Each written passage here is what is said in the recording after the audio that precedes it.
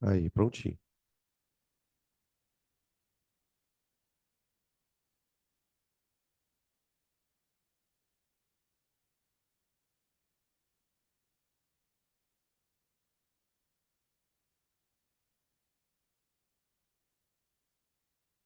Então vamos, gente. Ó, equilíbrio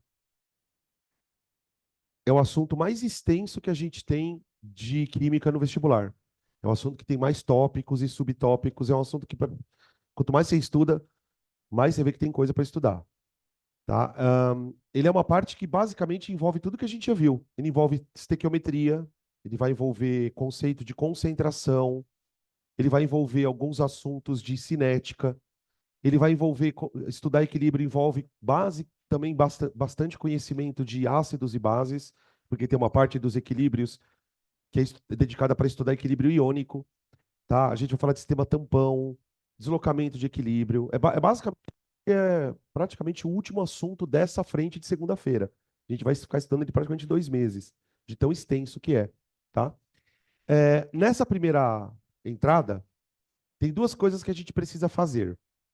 Primeiro, entender ah, quais são as características de uma reação reversível, porque a gente vai estudar com esse tipo de processo, e sair daqui definindo o termo constante de equilíbrio, que é uma coisa super importante quando você vai estudar equilíbrio.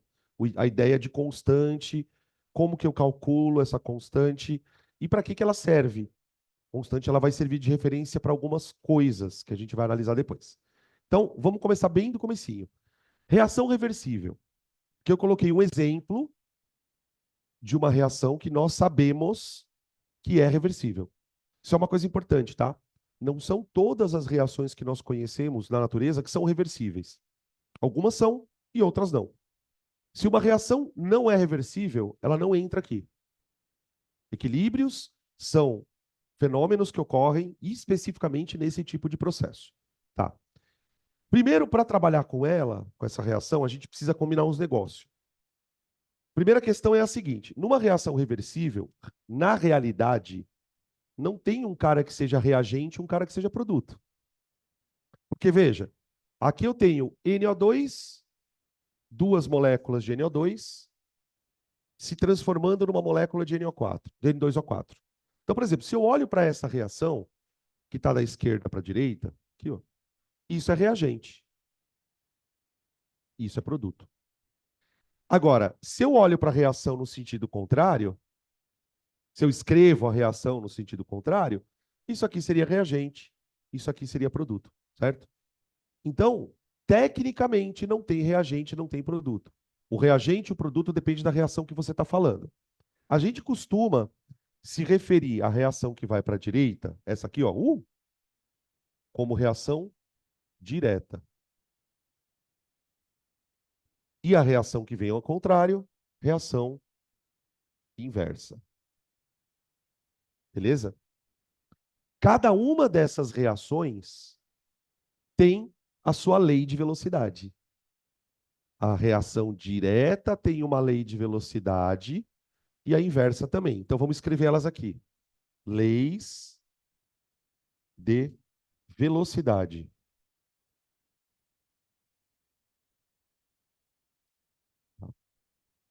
Lei de velocidade da reação direta.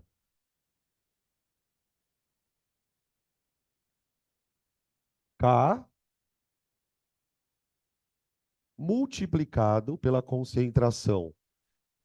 No caso de você estar olhando para a reação direta, esse cara é o reagente dela, certo? Ele vai virar N2O4. Então eu vou colocar ele aqui como reagente elevado ao expoente daqui.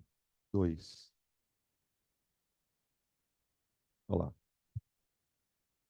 Você está vendo que eu estou considerando que a reação é elementar, né? Ó, reação elementar, tá? O coeficiente corresponde à ordem da reação. Para a reação inversa,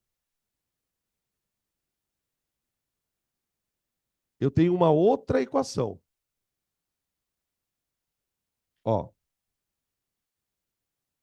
para direta, o reagente é o NO2. Para a inversa, o reagente é o N2O4. N2O4.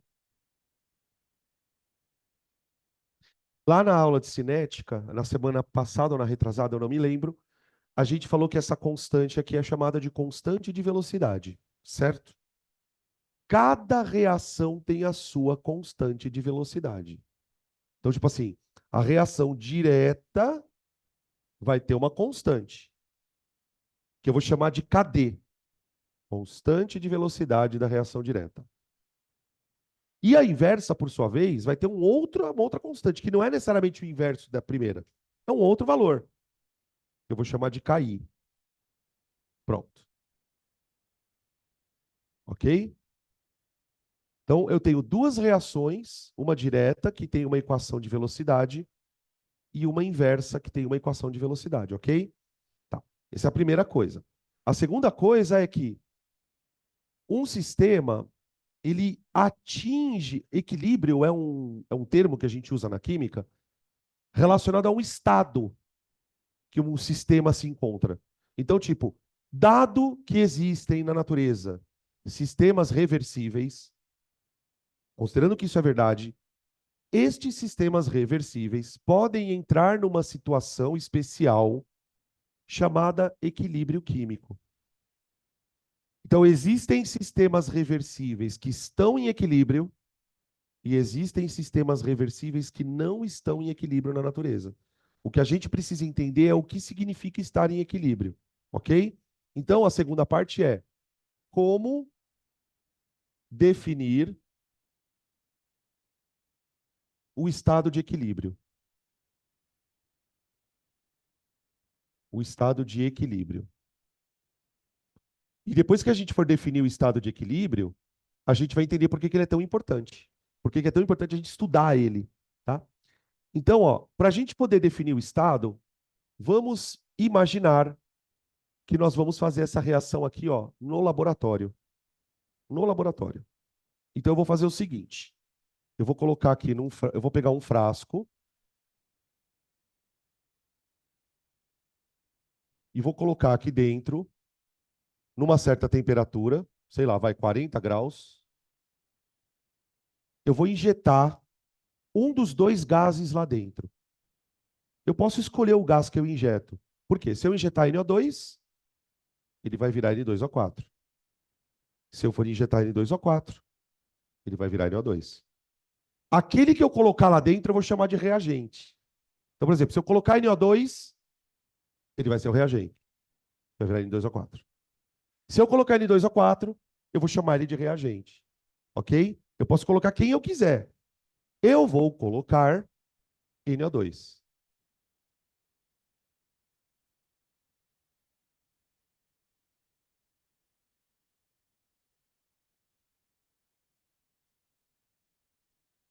Coloquei aqui um certo número de moléculas, tá? Se você quiser colocar igual a minha, eu coloquei 10 bolotinhas. Fechei. E vou esperar um certo tempo.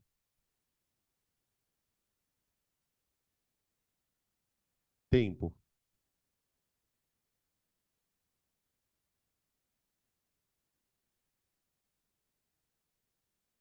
Tudo bem? Ó, o NO2 vira N2O4. Só que acontece o seguinte, pessoal. Conforme o NO2 começa a virar N2O4, as moléculas de N2O4 começam a voltar a se transformar em NO2. Então, assim, não é uma reação comum. Vamos colocar dessa forma. Uma reação comum é aquela assim. Você põe o reagente, espera, o reagente vai acabando e o produto vai formando. Quando o reagente acaba, a reação para. Não é mais assim. Essa reação ela não vai parar nunca mais. Se você mantiver o recipiente fechado aqui, essa reação ela entra num processo contínuo. Por quê? Cada vez que duas moléculas vermelhas formam uma azul vira duas vermelhas. Esse processo ele é ininterrupto. Então, depois de um certo tempo, o que que eu vou encontrar lá?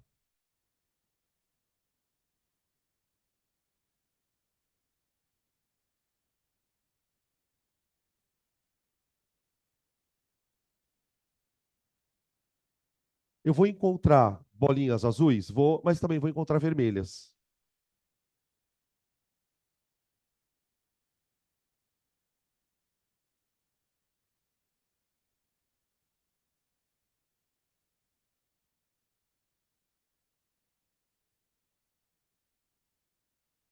Ali. Depois de um certo tempo. Ah, mas quanto tempo, Danilo? Isso não tem a mínima importância. Agora, o mais curioso é o seguinte: se você esperar tempo suficiente, você vai perceber uma coisa muito louca aqui dentro, é que a gente não consegue enxergar.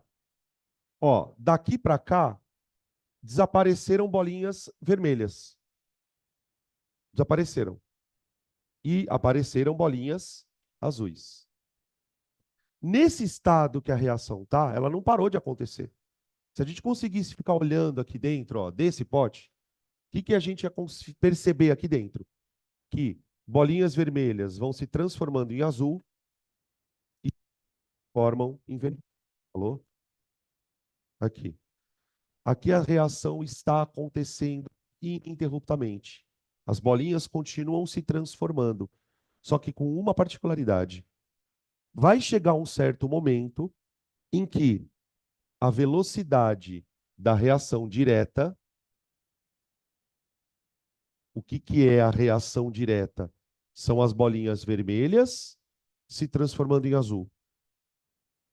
Ela vai ficar exatamente igual à velocidade da reação inversa.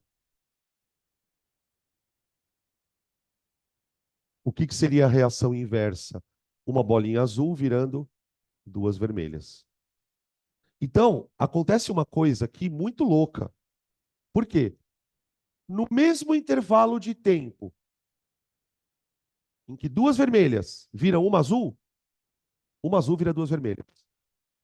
Duas vermelhas viram uma azul vira duas vermelhas. Duas vermelhas viram uma azul, duas. Se você ficar olhando aqui, as moléculas vão aparecendo e desaparecendo, aparecendo e desaparecendo. Só que tem um detalhe: a quantidade de moléculas azul continua constante e a quantidade de moléculas vermelhas continua constante. No mesmo intervalo de tempo em que duas vermelhas desaparecem e aparece uma azul desaparece e vira duas vermelhas. E isso fica acontecendo para sempre ali. Tá? Eu tenho aqui uma mistura de reagentes e produtos.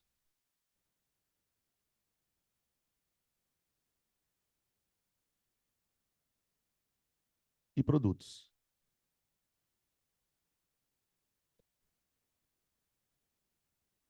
E o que é mais curioso é que nessa mistura, primeiro, você não tem necessariamente a mesma quantidade.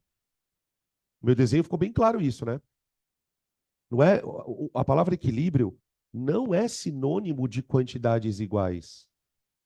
Segunda coisa, as concentrações dos reagentes e dos produtos, embora a reação continue acontecendo, as concentrações não mudam mais. Porque ao mesmo tempo que aparece, desaparece, aparece, desaparece, aparece, desaparece. Então, ó, há uma mistura de reagentes e produtos com concentrações constantes.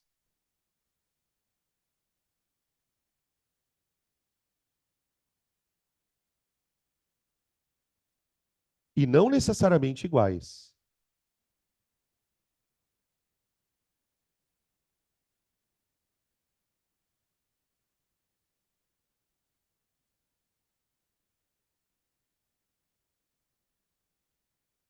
Tá aí. Para que isso aconteça, basta que a reação seja reversível, ela aconteça num ambiente fechado e com temperatura constante. Essas três condições garantem que a reação vai atingir o estado de equilíbrio. Quanto tempo isso vai demorar? Isso vai depender de reação para reação. Mas, em geral, gente, uma reação reversível, quando ela é colocada nessas condições, né, o que eu quero dizer com isso? Ambiente fechado e temperatura constante, ela vai atingir o equilíbrio em coisa de segundos. É uma tendência que todas as reações reversíveis têm. entrar nesse estado de equilíbrio se forem feitas num ambiente fechado com temperatura constante, tá? Então, isso aqui, essa condição, eu vou chamar de equilíbrio químico. Condição de equilíbrio.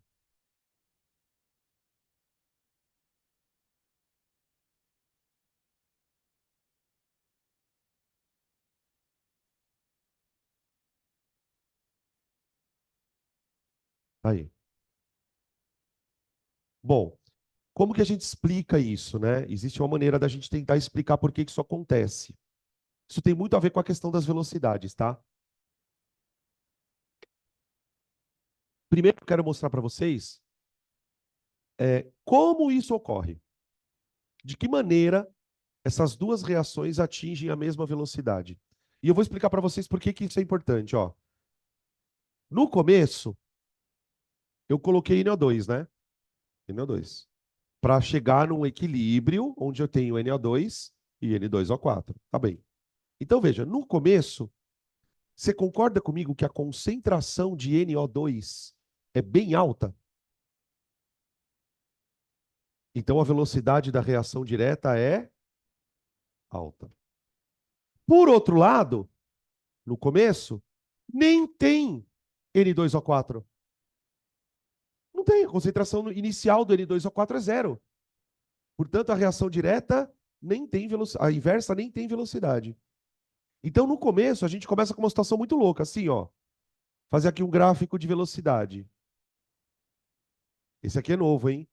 Gráfico de velocidade. Não é gráfico de concentração.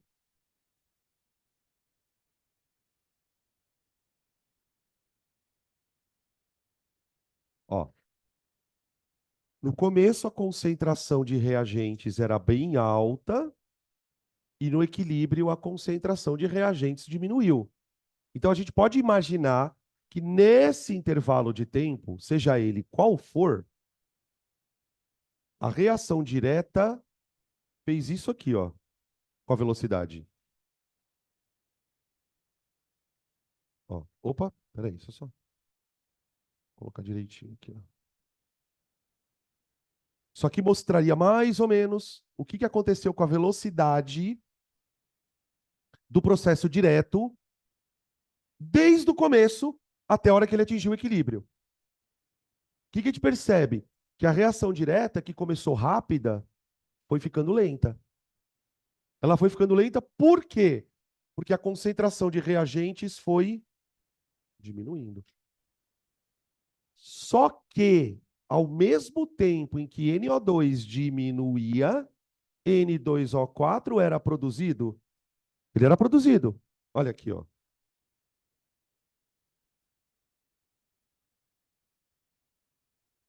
Aqui.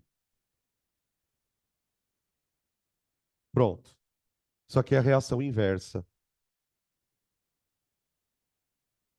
Isso aqui talvez seja a maneira mais fácil da gente entender por que uma reação reversível atinge o equilíbrio.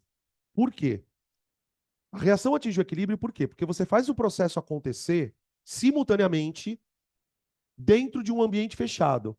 E aí, o que acontece quando você faz a reação no ambiente fechado? A reação direta vai ficando mais lenta, ao mesmo tempo que a inversa vai ficando mais rápida, e é óbvio que vai chegar o momento em que elas se igualam.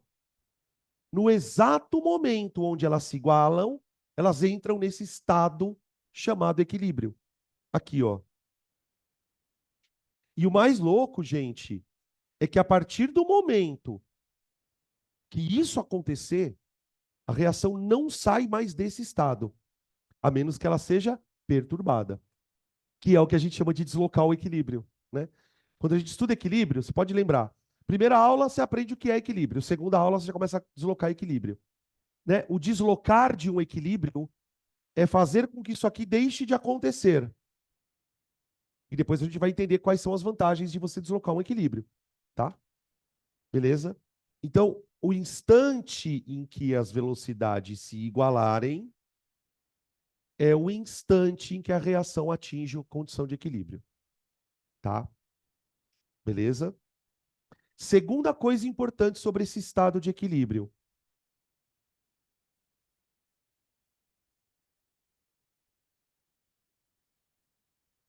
Se lá dentro tem reagente e produto, a gente também pode montar aqui um gráfico de concentração de reagente e produto.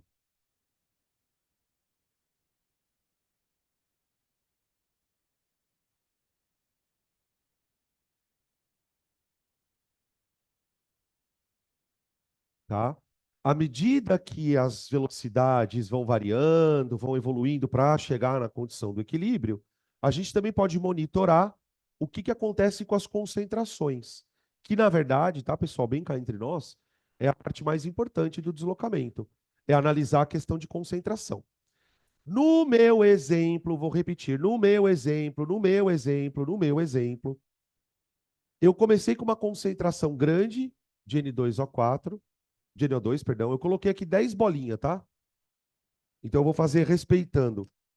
Faz de conta que cada bolinha é 1 mol por litro, tá? 1, 2, 3, 4, 5, 6, 7, 8, 9, 10. Será que tem 10 aqui? 1, 2, 3, 4, 5, 6, 7. Não tem. Eu vou fazer com 10 bonitinhos.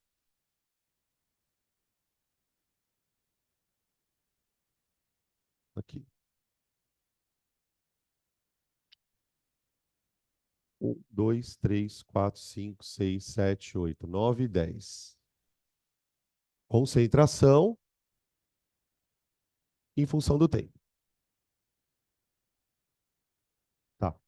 Ó, o meu reagente, ele começou eventualmente, tá, com uma concentração de 10 mol por litro.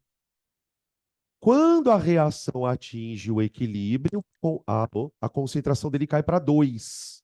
Então eu vou começar daqui, da casa do chapéu, e vou terminar aqui, fazendo isso. Ó. Alô? Aqui. Quantos mols por litro eu consumi? Aqui tinha 10. Aqui tinha 2. Quantos mols por litro eu consumi? 8. Se eu consumir 8 disso aqui, olha pra cá, olha pra cá. Olha, tô zoando, tá? Se eu consumir 8 desse, quanto eu produzi desse? 4. Aqui, ó. 1, 2, 3, 4. Então a bolinha do produto, ela começa no 0 e termina no 4. Ela faz isso, ó, amarrou e que Deus o tenha.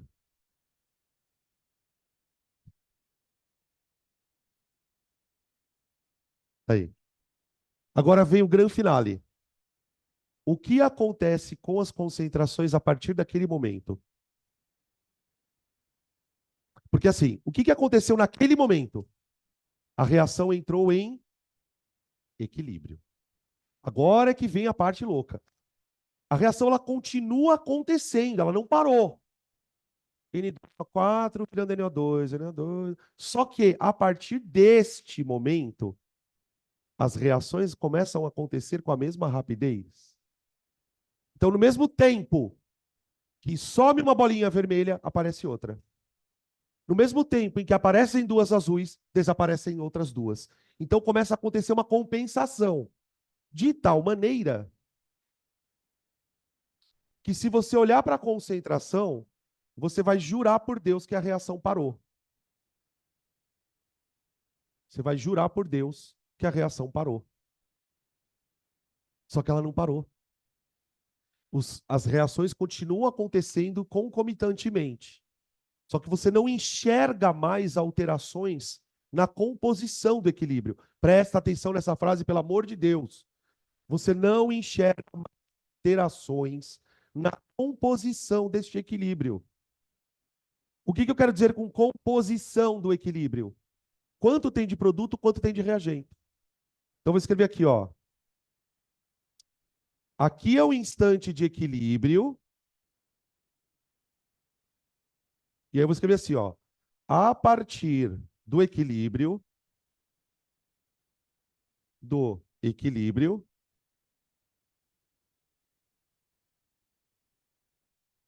a composição reagente-produto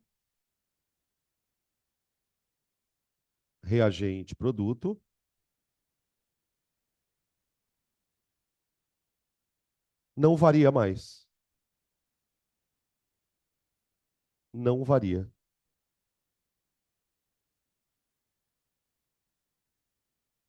Aqui. A não ser que a gente perturbe ele. A não ser que nós desloquemos. Aí eu consigo mexer na proporção, tá?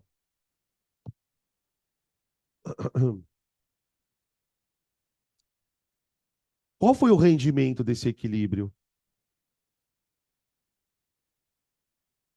Qual foi o rendimento deste equilíbrio?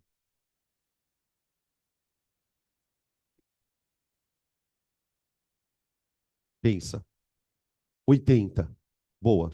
80 é um bom número. 80 é o quê? Por cento. Por que 80%?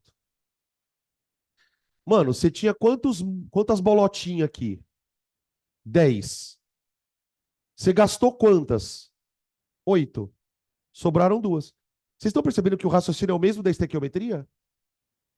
Só que com um detalhe, né? Não existe equilíbrio com 100% de rendimento. Não existe equilíbrio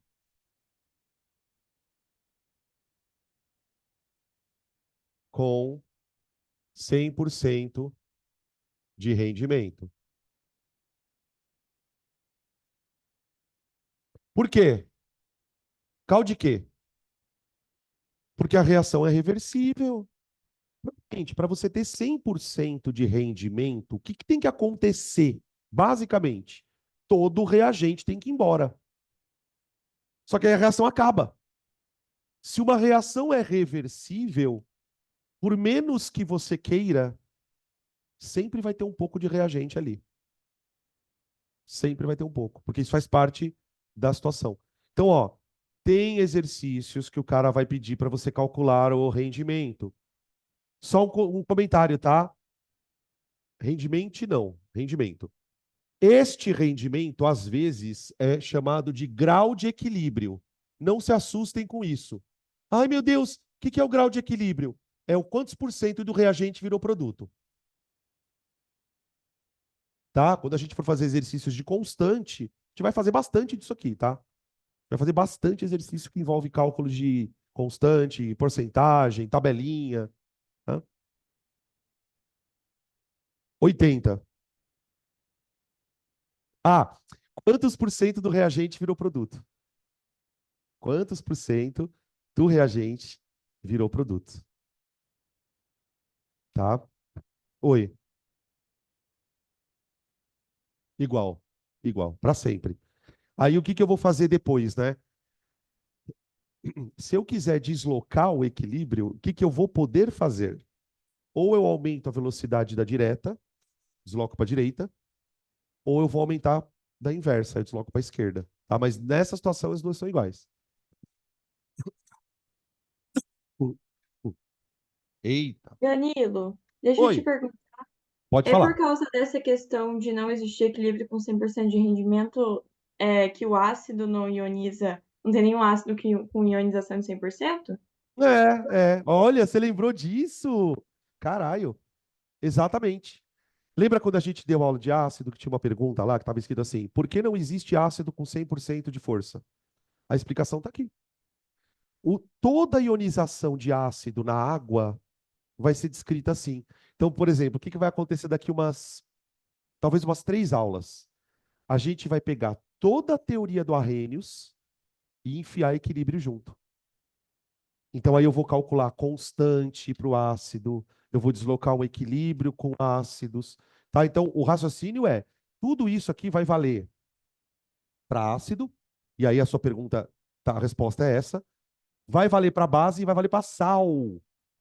Dissociação de sal também é um processo reversível. Então, o que a gente vai fazer, na verdade, é pegar toda a teoria de equilíbrio e jogar ela para o composto iônico, para eletrólitos, tá? Aí muitas coisas vão ficar mais claras.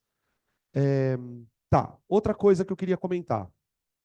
Vocês acham que esse rendimento foi bom? Foi um rendimento bom, né? 80%. Como é que eu poderia mudar o rendimento? Mudando a temperatura. A única forma que você tem de mexer nisso aqui, ó, mexer na temperatura. Ah, mas eu tenho que aumentar ou diminuir? Depende da reação. Acabamos de fazer uma questão na parte de cinética que falava disso. Então, uma coisa importante que a gente precisa anotar aqui é o seguinte, ó.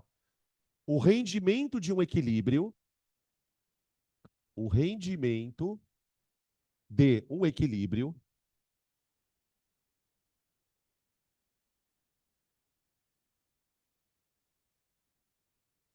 depende da temperatura do sistema. Depende da temperatura do sistema. Eu vou mostrar para vocês duas situações bem diferentes para vocês entenderem isso.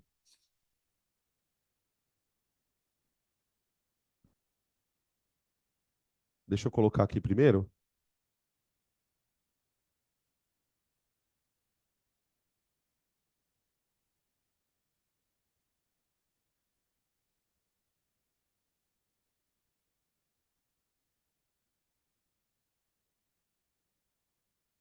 Eu vou deixar vocês desenharem aqui, ó. São dois gráficos iguais, tá, gente? Os dois gráficos são de concentração em função do tempo. Concentração em função do tempo.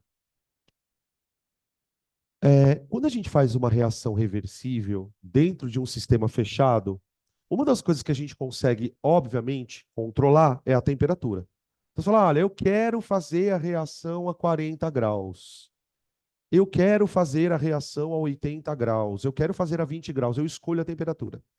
Dependendo da temperatura que você escolher, o teu equilíbrio pode apresentar duas situações extremas. Situação número 1. Isso aqui, ó. Isso aqui é uma situação hipotética número 1. Ó, a curva vermelhinha representa a concentração de reagentes, que está diminuindo até chegar no equilíbrio. E a curva azulzinha representa a concentração de produtos, que está aumentando até chegar no equilíbrio. Só que é um equilíbrio de alto rendimento, bem parecido com aquele que eu desenhei ali no anterior. Só que dependendo da temperatura que você escolher, pode acontecer isso aqui, ó.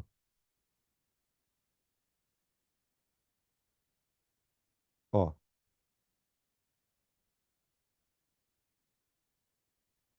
veja. Cuidado com esses dois gráficos, tá? Porque pode acontecer, não é que vai, mas pode acontecer da sua cabeça ficar sendo perseguida por um pensamento paranoico, que é aquele pensamento que diz assim para você: no equilíbrio tem que ter metade de produto e metade de reagente. Quando esse pensamento vier, você manda embora. Aqui eu tenho dois equilíbrios, ó. Em ambos os equilíbrios, eu tenho uma mistura de reagente e produto. Por quê? Porque sempre você vai ter uma mistura dos dois. No primeiro caso, o equilíbrio foi atingido aqui, ó. E nesse ponto, eu tenho bastante produto e pouco reagente. Então, aqui seria um equilíbrio, genericamente falando, de bom rendimento. Aí. Só que às vezes você escolhe uma temperatura que não é ideal. E pelo amor de Deus, quando eu falo que a temperatura não é ideal, não quer dizer que ela é mais alta ou mais baixa.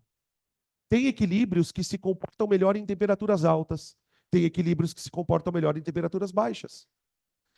O fato é o seguinte: quando um equilíbrio não tem alto rendimento, você vai ver esse tipo de gráfico aqui. Ó. O que aconteceu aqui? Reagente, ó, concentração alta, produto zero de concentração.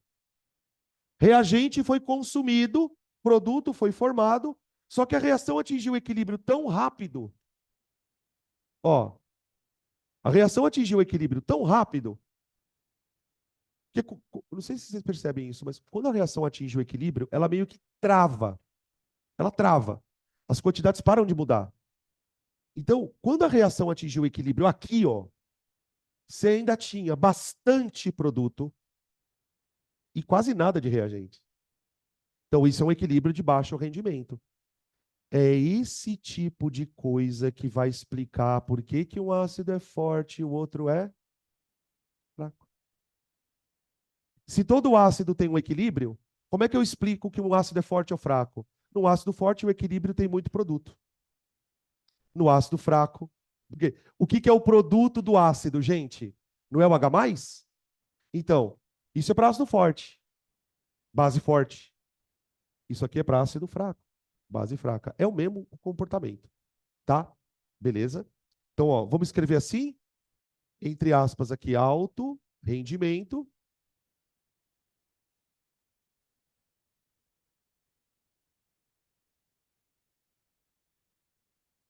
numa temperatura T1. E aqui baixo rendimento numa temperatura T2.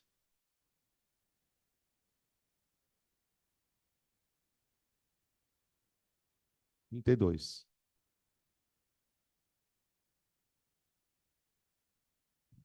Aí.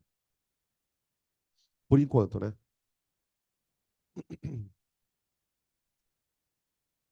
Bom, nossa, a gente tá furado aqui. Não tinha reparado. Olha só, gente. Aí a gente cria um problema para essa história. Porque, assim, se o equilíbrio se comporta de maneira diferente a cada temperatura, como que a gente faz para escolher a temperatura ideal para um equilíbrio? Na prática, eu estou dizendo, né? Por exemplo, eu vou fazer uma reação desse tipo na indústria. E, obviamente, eu quero que a reação tenha rendimento alto. Eu quero isso aqui. Você quer ver um exemplo de uma reação que tem muito desse comportamento? É a reação de produção da amônia. A amônia ela é produzida por uma reação reversível. Só que, como toda reação reversível, você pode ter rendimento alto ou baixo. Tá? Para eu aumentar o rendimento da amônia, eu vou escolher uma dada temperatura. E aí fica o problema: que temperatura eu vou escolher? Os químicos perceberam que isso era um problema. Puta, então, se agora, toda vez que eu tiver uma merda de um equilíbrio para fazer no laboratório, eu precisar ficar testando a temperatura, eu vou perder muito tempo. Então, eles resolveram criar uma grandeza e catalogar essa grandeza que vai dizer para a gente como que um equilíbrio vai se comportar com a temperatura. Então, toda vez que você quer, por exemplo, eu quero montar uma indústria de produção de amônia. Quero escolher qual a melhor temperatura para fazer o equilíbrio da amônia. Vou lá no catálogo e procuro. Mas eu procuro o quê? Uma coisa chamada constante de equilíbrio. A constante de equilíbrio foi uma coisa criada para você não precisar testar uma reação para saber o rendimento dela. Você vai bater o olho na constante e pelo valor dela, só pelo valor, você já sabe o que vai acontecer com o equilíbrio. Tudo bem? Então vamos escrever aqui, ó. Para analisar a composição do equilíbrio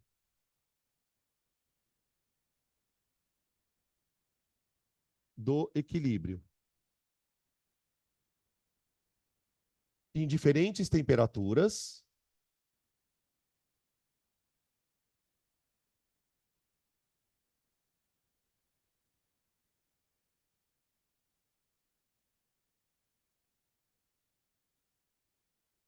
vamos definir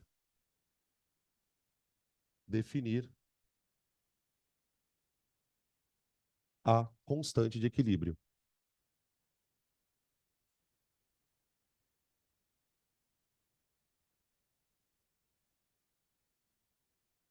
Bom, aí tem milhões de coisas para falar sobre ela, tá? Vou começar falando da constante geral, depois fala de Kc, Kp, tá? Um monte de coisa. A gente vai representar a constante de equilíbrio, por enquanto, pela sigla Kec. Kec. Esse Kec vai virar Kc, Ka, Kb, Kp, Kps, Kw, KH. Tem um monte de Ks, todos eles relacionados a tipos de equilíbrios diferentes, tá? qual que foi a ideia dos caras para definir a constante de equilíbrio? Foi super lógica. O que que caracteriza um equilíbrio? Tipo, quando que eu sei que uma reação atinge o equilíbrio? Quando as velocidades se igualam. E aí as concentrações se tornam constantes, certo? Então, qual foi a ideia dos caras? Para escrever a fórmula da constante, os caras tiveram a seguinte ideia. Vamos pegar essas duas equações aqui, ó. Porque o que que eu sei? Quando a reação atingir este ponto, as velocidades estão iguais. Vamos igualar as duas equações. Eu vou escrever assim, ó. No equilíbrio, a velocidade da reação direta, opa, precisa ser igual à velocidade da reação inversa. Tá bem? Tá. Eu vou fazer com o meu exemplo, mas depois a gente vai fazer um genérico, tá? No nosso exemplo, quem é a reação direta? É Kd multiplicado pela concentração de NO2 elevado ao quadrado. Isso é igual a velocidade da reação inversa, KI vezes concentração de N2O4 elevado à primeira.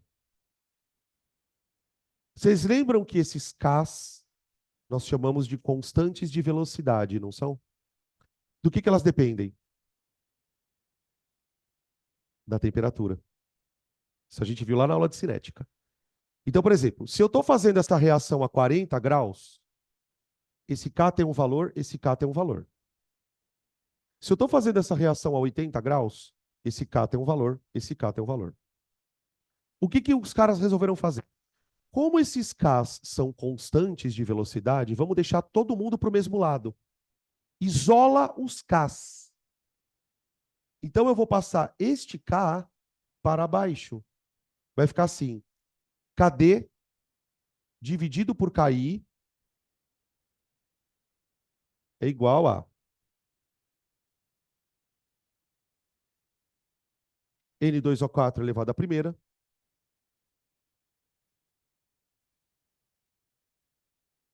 dividido por NO2 elevado ao quadrado. Agora pensa comigo. Quando a reação atingir o equilíbrio, esses dois números aqui não são constantes. Então, a partir do momento que atingirmos o estado de equilíbrio, essa conta não varia mais. Este valor aqui, ó, o resultado dessa conta, eu vou chamar de constante de equilíbrio. Constante de equilíbrio. Então, tecnicamente, o que que é a constante de equilíbrio? É a relação entre as constantes de velocidade. Tá? Isso aqui eu vou chamar de K de equilíbrio. K de equilíbrio. E é esse número, gente, que vai dizer para a gente se o equilíbrio está com rendimento alto ou baixo. E aí o raciocínio fica meio simples, vê? Se eu tenho uma situação, por exemplo, como essa, tipo, ó, eu tenho um equilíbrio com bastante produto e pouco reagente. Na hora que eu ponho esses valores na constante, você vai ter um valor. Agora, se o equilíbrio está assim, ó, e eu ponho esses valores na constante, o valor dá outro. O valor desta constante vai depender do tipo de situação que nós temos para equilíbrios, tá? Ok? Essa constante, vou escrever ela aqui, ó, varia de acordo com a temperatura do equilíbrio. De acordo com a temperatura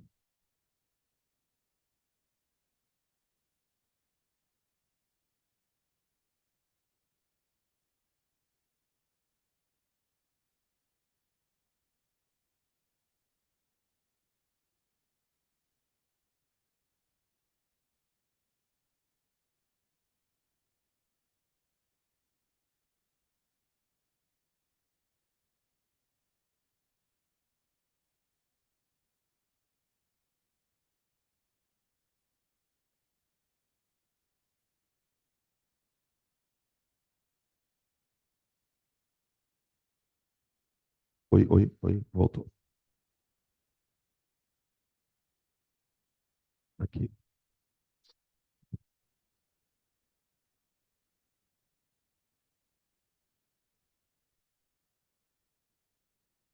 Alô? Pronto. Varia com a temperatura do equilíbrio. Temperatura, opa, do equilíbrio.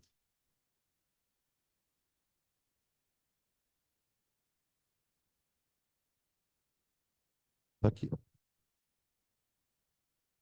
Duas coisas, tá? Uma delas é a seguinte: os valores que a gente está trabalhando aqui nessa conta, eles devem estar sempre em mol por litro. Tá vendo que eu coloco sempre o colchete? Isso por quê? Porque a constante de equilíbrio é uma fórmula derivada das equações de velocidade. Tudo bem? Segunda coisa importante: toda vez que eu for calcular uma constante de equilíbrio, eu vou ter que pensar desta maneira? Não, graças a Deus. Não, graças. Alô. Existe uma maneira da gente generalizar isso aqui.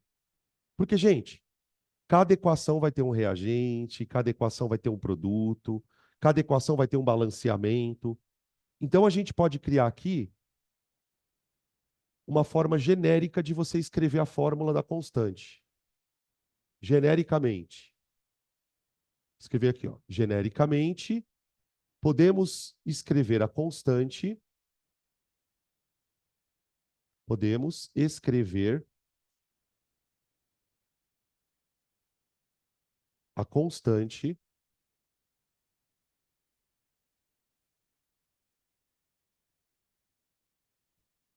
assim.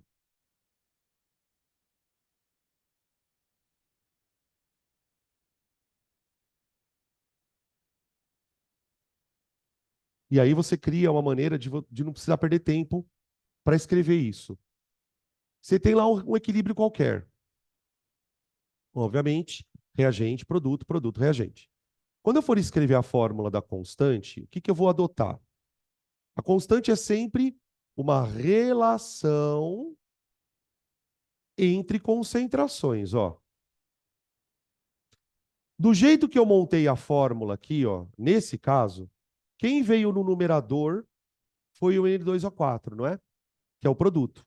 Então eu vou escrever aqui, ó, concentração dos produtos elevados a um certo número X. Quem é esse número X? É o coeficiente do produto. Então, por exemplo, esse X ele vem daqui, ó. Esse X ele vem daqui, ó. Olha lá. E aqui embaixo, você põe os reagentes.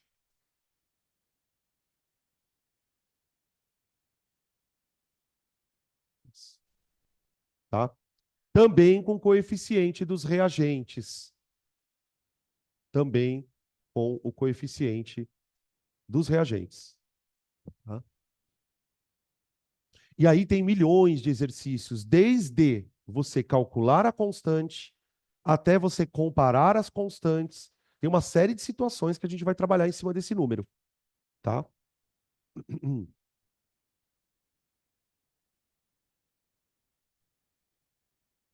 O que que é importante você guardar como regra geral, gente? Porque só vai mudar o nome da constante.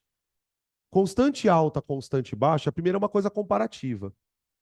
Mas o que significa, por exemplo, se você compara duas constantes, sei lá, e chega à conclusão que uma é muito grande, a outra é muito pequena?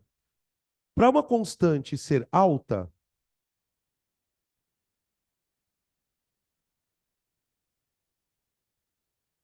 a gente vai ter uma situação parecida com essa daqui, ó. Certo? Como que eu posso me referir a esse tipo de equilíbrio, né? Equilíbrio que tem constante alta. Eu posso dizer que num equilíbrio de constante alta, você tem predomínio de produtos. Você tem mais produto do que reagente. Predomínio de produtos.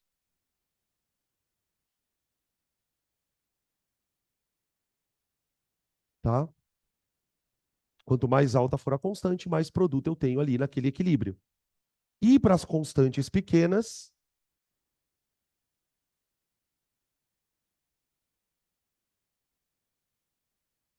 eu vou ter predomínio de reagentes. Predomínio de reagentes. Por exemplo, ácidos fracos, né? A base fraca. Predomínio de reagentes.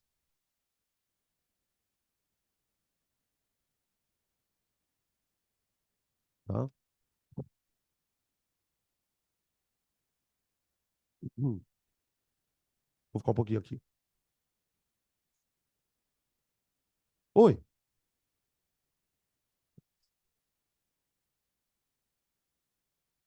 Sabe como que eles brincam com isso?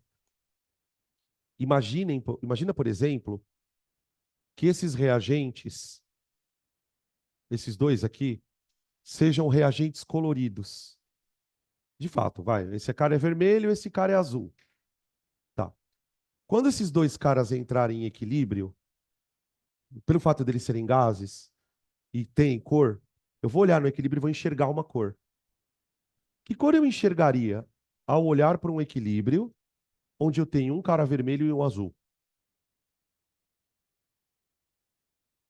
Que cor eu enxergo? Pode responder aquela palavra que vocês sabem que é padrão. Depende. Depende do quê? De quem está com maior concentração. Se eu tiver um equilíbrio assim, ó, se eu tiver um equilíbrio assim, eu enxergo azul. Se eu tiver um equilíbrio assim, eu enxergo vermelho. Isso depende do quê? Da temperatura que você fez. Se naquela temperatura que o equilíbrio foi atingido, você tiver uma constante alta, você vai ver mais azul.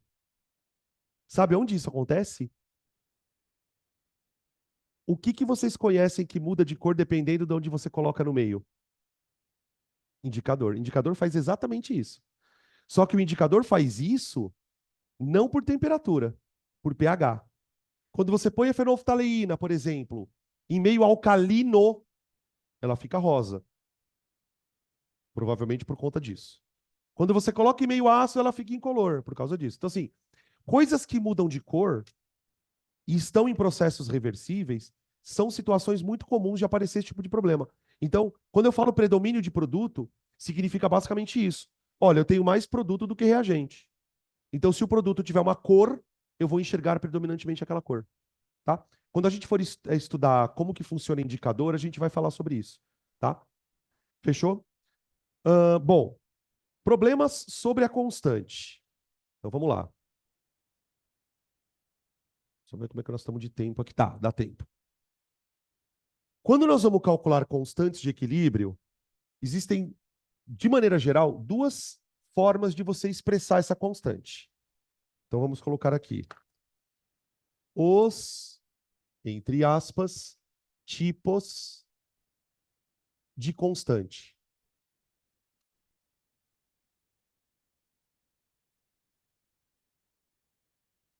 Os tipos de constantes.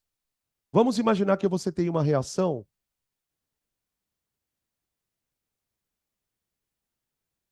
só envolvendo gases, tá? Eu vou começar com essa porque eu acho mais fácil. Aqui, ó. Síntese da amônia. Aliás, se preparem, tá? De cada 10 exercícios de equilíbrio, uns 5 são da amônia. Os caras adoram amônia em síntese, em deslocamento de equilíbrio. Tá ali, eu quero fazer a reação da síntese da amônia e ela vai atingir um equilíbrio. Tá. Quando eu quiser escrever uma constante de equilíbrio, eu posso fazer isso de duas maneiras. Mas antes de fazer isso, eu preciso que vocês entendam o seguinte. Imagina que isso aqui está num recipiente fechado. Tá? Então, consegue imaginar agora uma reação em equilíbrio, com dois reagentes virando um produto, acontecendo num sistema fechado. Então, lá dentro eu tenho amônia, eu tenho hidrogênio e eu tenho nitrogênio. Então, eu posso escrever a constante de equilíbrio de que maneira? Concentração do produto que no caso é amônia, dividida pela concentração dos reagentes. Opa, é H2 aqui, perdão. Tá bem, beleza, toque. Essa constante, ela vai ser chamada a partir daqui de Kc. Ah, professor, mas não era constante de equilíbrio? É a mesma coisa. Só que eu estou usando a letra C, porque para calcular, eu estou usando concentrações. Fechou? Só que tem o seguinte: vamos supor que os gases que estão lá dentro estão se comportando como gases ideais. Se os gases forem ideais, vocês concordam que a pressão lá dentro de cada gás vai ser N, R, T sobre V? Isso para cada gás. Qual é o nome que eu dou para uma pressão que um gás exerce dentro de uma mistura?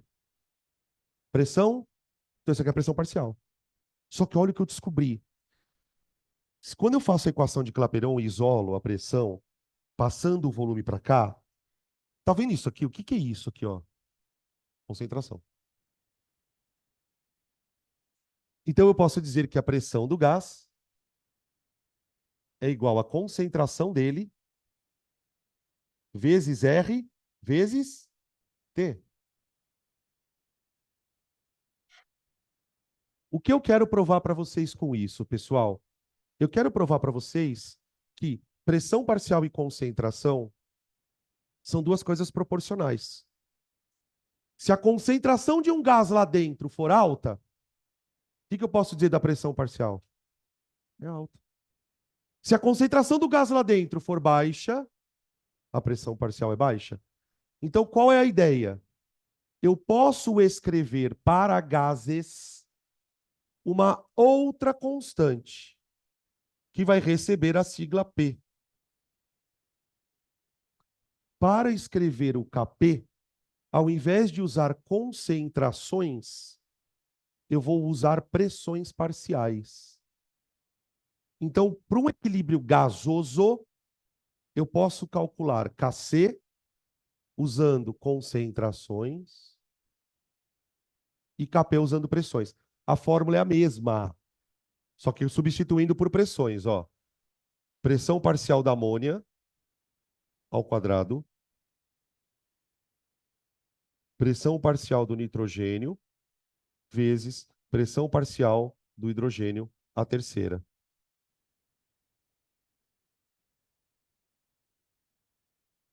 Tá? Então não estranhem se durante as listas, exercícios, o exercício te pedir para calcular Kp e não Kc.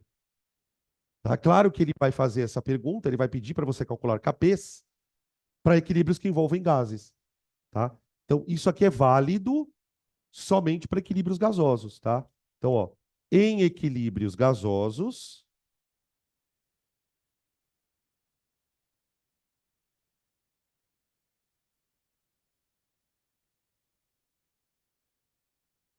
a constante pode ser expressa, a constante poderá ser expressa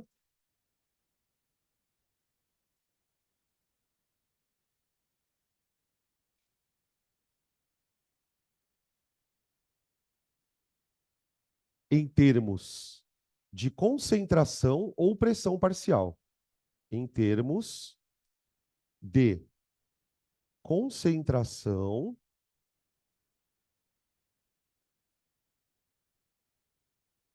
ou pressão parcial. Ixi, está acabando a caneta. Aqui.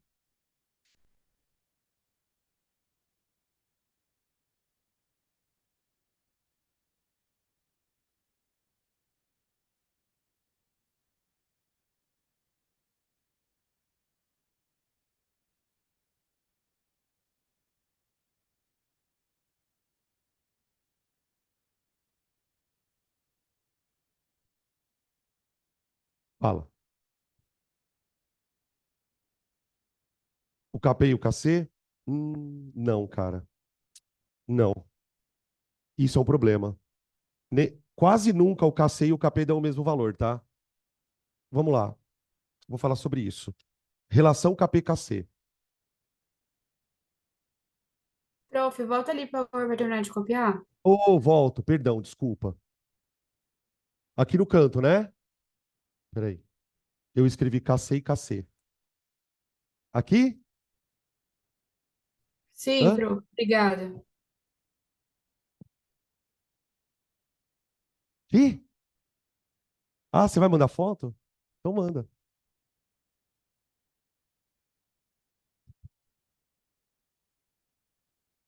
Todo homem faz isso, né? Vocês já repararam? Eu vi um meme outro dia no Instagram.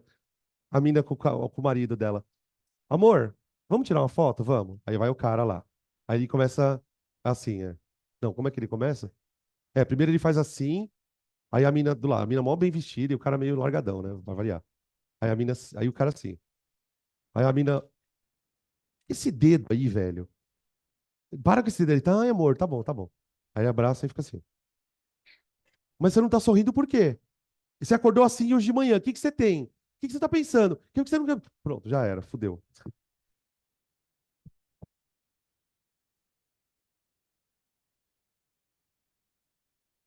Ixi, Maria, o que que é essa revolta feminista que é? Então, eu discordo. Eu não fico feliz com o peixe na foto, mas se botar uma Heineken do meu lado, velho, eu dou sorriso. Eu dou sorriso. Se tiver uma Heineken e o peixe, aí fica uma maravilha, né? Você tá querendo dizer que você está sendo abandonada pro seu namorado ir pescar, né? Vai junto com ele, boba. É melhor não ir, tá? A pescaria é meio foda.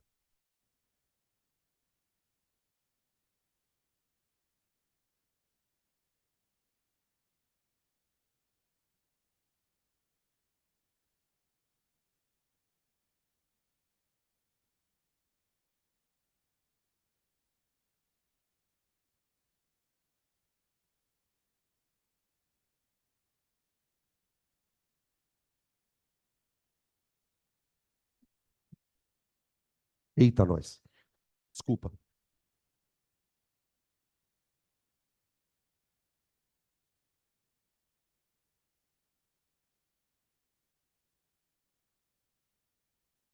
Ó, gente. Pergunta dele: o KC e o KP dão o mesmo valor? Não. E isso é uma merda. Tá, se não dão o mesmo valor, como é que eu faço para calcular um a partir do outro? Bom, eu vou mostrar para vocês uma fórmula. Aqui eu coloquei a fórmula do KC, que é. Aqui eu imaginei uma reação qualquer, tá? Entre A e B só, para não ficar muito complexo. E imagina que os dois são gases, ok? Se os dois são gases, eu poderia escrever para essa equação duas fórmulas: a fórmula do KC e a fórmula do KP. Muito bem.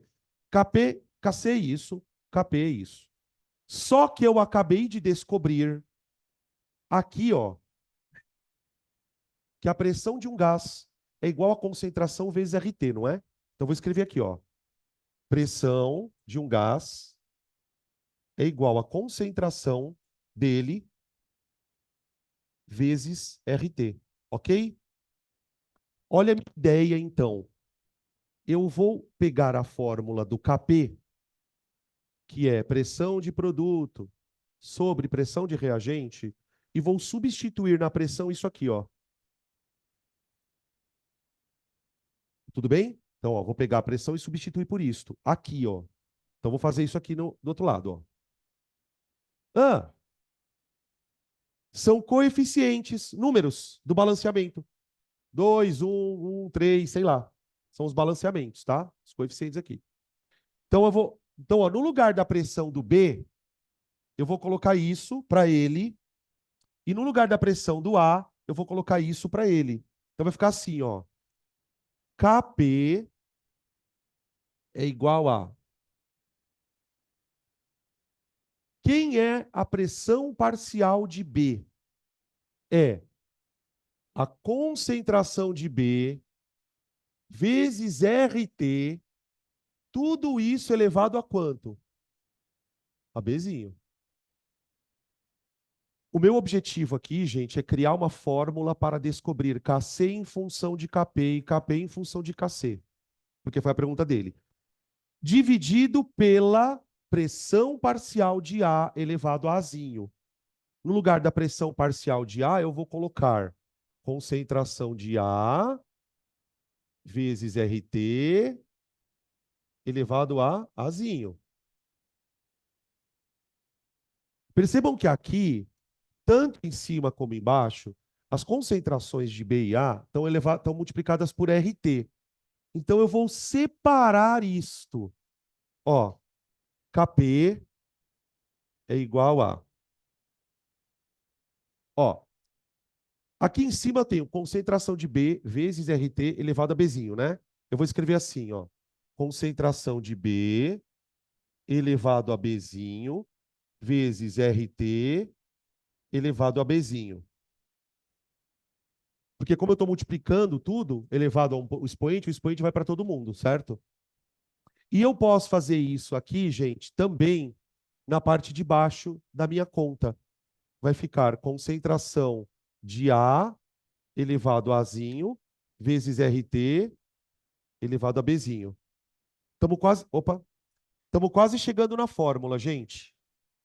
Estamos quase chegando na fórmula. Oi. É. Eu escrevi errado, perdão, desculpa aí. Ó, é no parênteses, tá? Para ficar melhor, porque senão, se você colocar o base que nem eu coloquei aqui, parece que é só o T que está elevado, né? Mas é tudo, é RT. Tá? Olha que legal.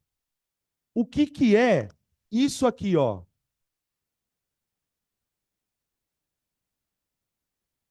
Isso é o Kc. Agora devagar. Tá vendo que aqui tem RT elevado a B dividido por RT elevado a A. Olha como eu vou escrever isso então. Kp é igual a Kc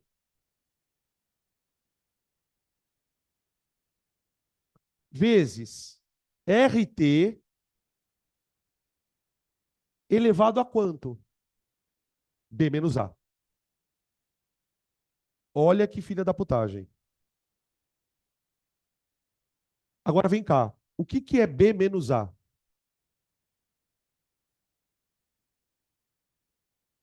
que que é B menos A? É a diferença dos números de mols de produtos menos reagentes. Então eu posso generalizar a fórmula dizendo assim, ó. Kp é Kc vezes RT elevado a delta N. Onde o que que é o delta N? É o número de mols dos produtos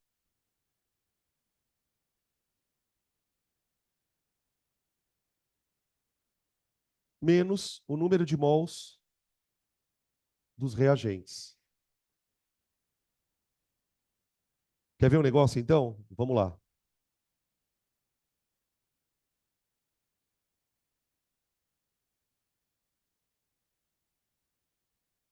Vamos fazer um exemplo para provar para vocês que nem sempre Kc é igual a Kp. Tá aqui, ó. Delta N igual a número de mols dos produtos menos número de mols dos reagentes, tá? Essa aqui é a fórmula geral, tá, gente? Super detalhado, tá? Isso aqui já é mais aprofundado, a gente já está num nível mais hard. Por exemplo, na equação que a gente acabou de escrever, o Kc tem um valor aqui, certo? Ó, da amônia. E o Kp tem outro valor aqui. Como é que eu faço para verificar se Kc é igual a Kp? Vamos lá. Ó. Kp é igual a Kc vezes RT elevado a... Gente, vem para cá que agora a gente precisa descobrir o delta N. Olha para essa equação aqui, ó. Quem é o delta N? Quanto ele vale? 2 menos 4. Porque o que que é o delta N? É a diferença entre os números de mols de produto e reagente. Então você olha na equação, vê lá, quem são os produtos? Amônia. Quem é reagente? Isso aqui.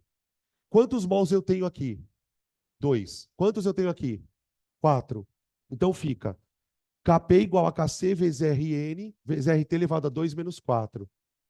Portanto, Kp igual a Kc vezes Rt elevado a menos 2. Ou seja, Kp igual a Kc sobre Rt ao quadrado. Kp igual a Kc sobre Rt ao quadrado. Quando que o Kp é igual ao Kc? Quando aqui é zero. E quando que aqui é zero? Quando o número de mols dos dois é igual. Só ali é igual. Aí o Kc é igual ao Kp. Tá? Fala.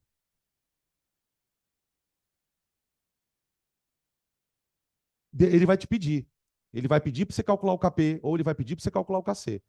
Ele pode pedir, dar o Kc e pedir o Kp. O que que eu percebo? Se ele me der um e pedir o outro, ele vai ter que me dar a temperatura. Isso é uma informação que ele precisa me dar. Porque para eu transformar um no outro, eu preciso da temperatura. Tá? Fala. Aí fudeu. Porque se tiver. Na verdade, não é que precisa ter todo mundo gás. Basta que tenha um ou dois gases que você já tem um Kp. E aí, tendo o Kp, você tem a correspondência. Tá? Eu vou mostrar para vocês um outro exemplo. Será que dá tempo? Não, deixa. Na próxima aula a gente continua. Aí eu tenho mais uma aula inteira para falar só de constante, tá, gente? Vamos tomar nosso cafezinho? E aí a gente continua na segunda-feira que vem.